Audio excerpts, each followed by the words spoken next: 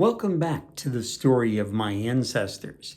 Today, we're going to continue to look at the Radcliffe line of my family tree.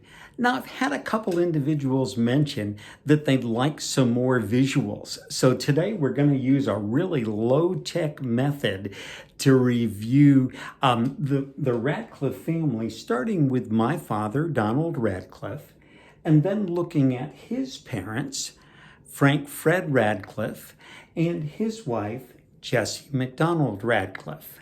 And then we'll look at Frank's father, Daniel Radcliffe, and his wife, Lizzie Manna Diston.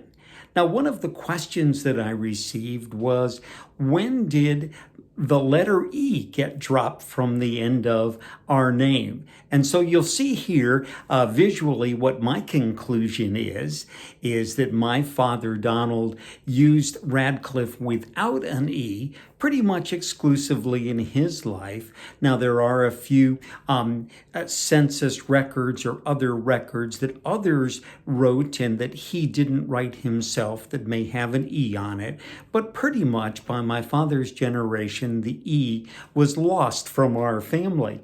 Now, his father, Frank Fred, it's really very interesting. It's very clear that by the end of his life, he didn't use the E. But there are some early documents that have an E on the end of his name.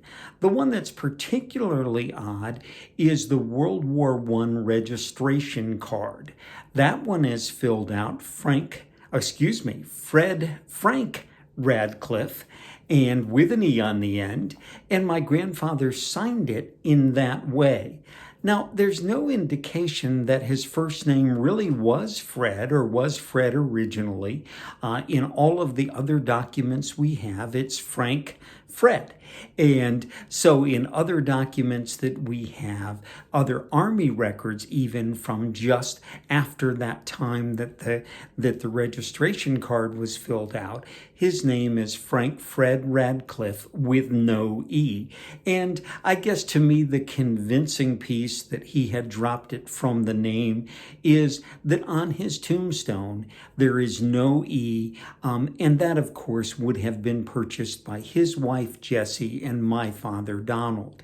Now, when you look at his father, Daniel, as I've recorded here, looks like he used the E on the end of his name when he made the choice or when he signed his name. Now, you can find a number of census records and other pieces that don't have an E on it, but on things that he signed or that he was involved in making decisions about, or others that knew him decided, you'll see his name with an E. We have here the log from a journal that his sister Maddie kept, and you notice that she spells both her name and his name with an E on the end. Now, she also has Frank listed with an E, but later on, like I said, Frank didn't use that spelling. Now, also with Daniel, to me, the other convincing piece is Daniel's headstone does have an E on the end of his name, and that, of course, would have been purchased by his wife, Lizzie, and his son, Frank.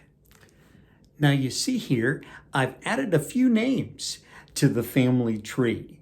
You may have noticed in the logbook that Daniel's sister Maddie kept that in addition to Frank, Daniel and Lizzie had two additional sons. Their son Hubert was born in 1904, but only lived a few days. However, their son Howard was 3 years younger than Frank, and he grew up with Frank. You may remember in the last video, there are several pictures of them together as young boys. Now, about the time that Frank entered the Army, Howard married Helen Griswold, and together they had 4 children. Leonard, who was born in 1918, George, who was just older than our father Donald, and then Maddie and Lila. Now, it's very interesting, of course, that we grew up knowing very little about the family. Howard was a name that our grandmother Jessie didn't want discussed, didn't want brought up in conversations. And we knew that Leonard was in some pictures with our father Don, in fact, would have been his closest relative on the paternal side, that they were first cousins. There's also one picture of Lila with my grandmother Jessie, and so we knew about Lila, kind of, sort of. But it's interesting, as I was reviewing the family with my mother Betty after my father's passing, she didn't know anything at all about, in fact, hadn't even heard of George and Maddie.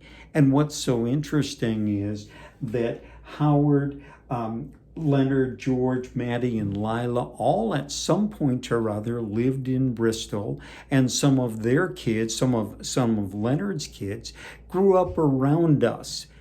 In a future video, we'll look at a timeline of who lived where, when, and with whom that may answer a few questions about the Radcliffe family. But before we do that, in our next video, we're going to look at Jessie McDonald's line and see how she fit into the family, and talk a little bit about Jessie and Frank and their life together. Until next time, I hope you hold precious memories of family close to your heart.